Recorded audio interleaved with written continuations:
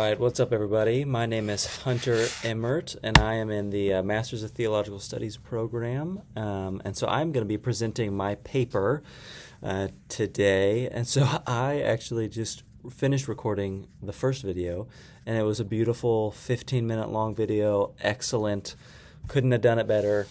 Uploaded it to YouTube, and of course, the sound, the mic wasn't turned on. So here we go. If this is shorter than the previous one, well, that's why. So my topic that I chose to write on was the spiritual disciplines, and relating that to the maturity of the evangelical church. And so I'll read you what my thesis was, and then we'll kind of move on from there. So this was my thesis statement, that the reemergence of the spiritual disciplines within modern evangelicalism will greatly benefit the 21st century church and contribute to a more self-aware, a more sanctified, and a more modern-day disciple. I don't know where everyone in this class comes from, both denominationally, or where their Christian spirituality is at in particular. But I think for a lot of us, we can see kind of the reemergence, or the seeming reemergence, and I'll come back to that word reemergence in a little while, of the spiritual disciplines. A lot of pastors and a lot of churches have been talking about them a lot more within like the last probably 5 to 7 years, which I think, personally, I think is a fantastic thing. But it is interesting. Why are these things kind of coming back into the more public eye within the evangelical church? And so that's kind of what this paper starts to talk about. So I'll kind of walk us through the paper a little bit. And so the first thing we talk about is this seeming reemergence. And so we have a lot of guys writing today, like John Mark Comer, guys like John Tyson. Pete Scazzaro is an amazing pastor out in New York, who does a lot of work on spiritual disciplines. And if you've never read his book, Emotionally Healthy Spirituality, I mean, it's a must-read. It's one of those books that I reread every year. I mean, it is a fantastic book. And so we have a lot of guys like that are writing about it a lot more today than it seems that there were before. But that's more of an illusion than reality, and so I'll get to that. And so I start with a quote from Dr. Kwan, a theologian, and he says this. He says, "Though an increasing number of city people have an earnest desire for spirituality, solitude, meditation, and contemplation, the truth is that most cannot leave the cities for lengthy periods to enter into the desert, into the woods, a monastery or retreat center, in order to lead a spiritual life." And this is kind of his posing question. Is it then impossible for present-day urban dwellers to lead spiritual lives in these secular cities which have become darkened by collectivism and hyperactivism? So he continues on in a wonderful paper, which, leading up to his final point of, yes, absolutely, people can live amazing spiritual lives, even in, the midst of, huge cities like New York, loud cities like New York. But what really is the difference between people who can and the people who can't is their integration of the spiritual disciplines and spiritual practices into their life. And so he walks through that, it's an amazing read too, which it's one of my resources, and obviously will be footnoted as well. So I start us with that, and then begin with talking about the spiritual disciplines, and I take us through some Barna Group data, which talks about how 3 out of 4 United States adults they say that they are willing and wanting to grow spiritually. Now, what type of spirituality does that mean? I mean, it could be anything. It could be anything from New Age to Buddhist practices to Christian spirituality. But just the fact that people are more open today than they were in prior years is telling of just the climate that is kind of craving for something, right? And obviously, as Christians, we long for it to be, Jesus. and to practice the way of Jesus and the spiritual disciplines in that way. And so that is our end goal. But of course, it's nice to start in a place where people are open to them, period, right? So that is interesting. And so I start, and then next place I kind of take us, and this is really kind of the main starting place of the essay. All that was kind of building up to, where do the spiritual disciplines come from? And of course, the spiritual disciplines are modeled in the life of Jesus, and we see them all throughout Scripture, all in every gospel. Even John's gospel, the one weirdo who writes different than all the other synoptics. Especially in his gospel, we see a lot of the disciplines displayed for us. And so I take us through kind of the main disciplines, which is obviously prayer, fasting, silent solitude, and scripture reading. And so for prayer, we see it all throughout the Gospels. In Luke chapter 3, when Jesus is being baptized, after he's baptized, he then prays. In Mark 1 and Luke 5, we see Jesus retreat to be alone and to pray. In Matthew 6, Jesus, his disciples see him praying, and they come to him and they're like, "Hey, will you teach us how to pray like you just did?" And that's where we get the Lord's Prayer and that that kind of template for that beautiful prayer. In Luke 23, even when Jesus has been crucified and is hanging on the cross, he still prays for the men who are murdering him, saying, "Forgive them, for they know not what they do." And so prayer is just this thing that, this beautiful kind of glue that, holds Jesus's life together, not even his ministry, but his life together, which is that's why it's not ordered in, importance when I discuss the disciplines, but prayer certainly is up there. The second one is fasting, and so we see this all throughout Scripture. Paul talks about it often.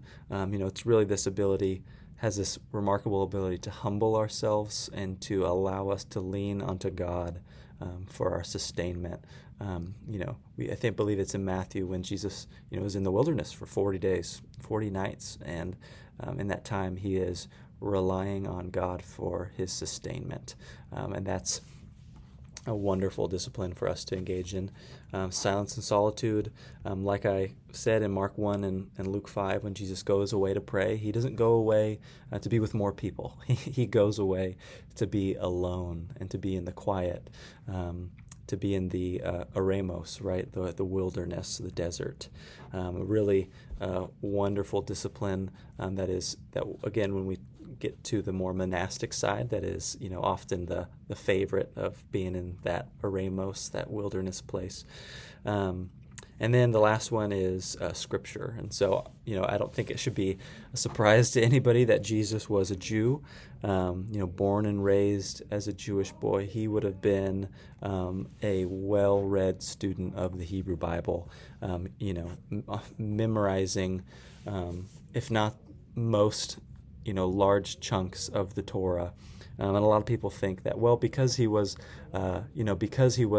God, this allowed him to memorize Scripture more easy or whatever. But we forget that in Philippians 2 it talks about how Jesus, being in nature God, did not consider equality with God something to be used to his advantage. So there is that almost kind of submitting to his, which is a whole other theological conversation, but it's his submitting to the humanness in him, and really allowing himself to be fully immersed in the Scripture, and through reading and rereading it, that allows him to be able to recall stuff later. And so that's kind of where we start. Obviously, we start with Jesus and the disciplines in his ministry and in his life. And then I kind of take us through the disciplines for the Desert Fathers and the Desert Mothers. And so for monks in that, the early 3rd, 4th century, as these men and women, or mostly men and some women, were retreating into the desert of Egypt to live lives of ascetic just discipline and allowing the disciplines, the spiritual disciplines, to just kind of become a part of them. And this is where a lot of monastic orders were obviously born, and just the love of Jesus just kind of permeated every part of them, and they so desperately didn't want to be influenced by the world, and so that's why they retreated to the desert, to be formed there by Jesus and by the disciplines. And it's just a wonderful. If you've never read anything regarding the Desert Fathers, or there's a great book called The Sayings of the Desert Fathers, which has a lot of amazing kind of almost one-liners from these early monks, and it's just incredible. And so this is where a lot of the spiritual disciplines were really kind of honed, and written a lot about. You have men like Evagrius of Pontus. You have Anthony. A lot of monks were writing in this time, and it became popularized as men would come in to seek spiritual direction from these monks and then went back out. And so that's why we have so much of their literature, and it's just amazing stuff. And then from there, the disciplines unfortunately kind of become characterized as just a Catholic thing, and not completely across the board, but oftentimes they do.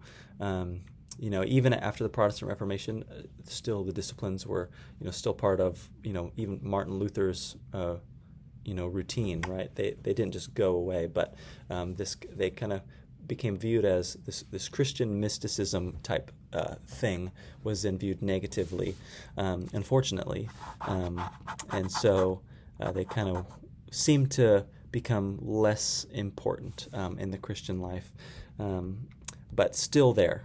And so that's kind of the heart of what I want to say is in this paper is make clear that they never went away, but they do kind of ebb and flow throughout time, and so we are seeing that we're seeing the rise of the interest in them right now, which I think is a very good thing.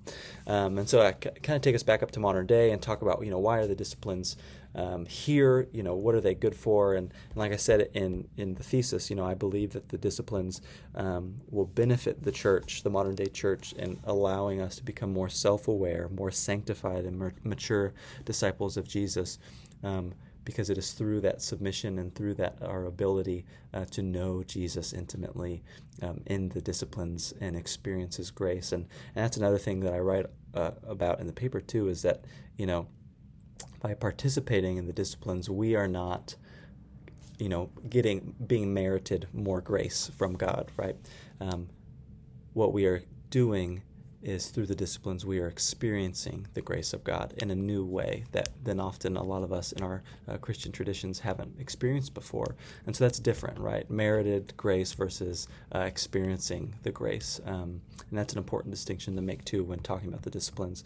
And so then talk a lot about how, it seems as though, talking about that reemergence word, right? It seems as though they're just now reemerging, but they've been, the spiritual disciplines have been talked about for a long ever since really Jesus, right? But men in the 60s, 70s, 80s, men like Henry Nouwen, Thomas Merton, Dallas Willard, these guys really started to write a lot about the disciplines, and quoted the Desert Fathers and mothers, and really kind of brought it back to the forefront of people's minds in the church, just similarly as John Mark Comer, John Tyson, and Pete Scazzaro, and those guys are doing now. Henry Nouwen and Willard and all of them were doing 50, 60, 70 years ago. And so that's kind of the paper. And so, obviously the thrust of the paper is the disciplines and how I believe that they will lead us to being more mature disciples and how it's a benefit for us to engage in them. And it creates in us a bigger heart for Christ, a bigger heart for others, and it pushes us to be more like Him, which is a sanctified a person, a sanctified believer, And so, yeah, it was a joy to be able to study this and to be able to read a little bit more of the literature behind it, and it was a lot of fun. So I hope you enjoyed the paper. It's been a pleasure getting to be with you all in this class and being able to chat, and I hope that you got something interesting out of this paper when it's finally posted, because I know it's not posted yet. So thank you guys, and look forward to reading all your stuff.